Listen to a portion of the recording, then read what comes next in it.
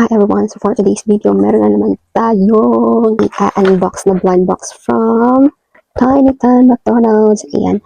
So, naisipan ko mag-McDonald's today. Bumili ako ng 4 pieces nuggets with sweet and sour sauce and then yogurt.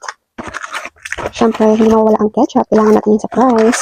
And then, fries. Ito na ang ating toy! Alam niyo ba, na-realize ko na magkakaiba pala yung price ng McDonald's dito sa area. Kasi same lang yung kinuha ko, 4 pieces nuggets with fries and sweet and sour sauce, tas chocolate milk to drink. Binayaran ko lang is $5.95. Pero ngayon, ang binayaran ko is $6.33.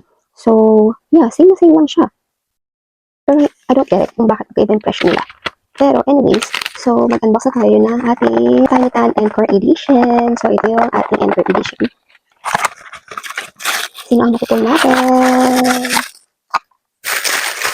Gusto ko rin makuha to kasi nga pula yung ano niya, yung damit niya, si RM. Pula yung damit niya, parang McDonald's na McDonald's talaga. Ayan, si RM ang nakuha natin today. RM! So, ayun lang guys. Bye!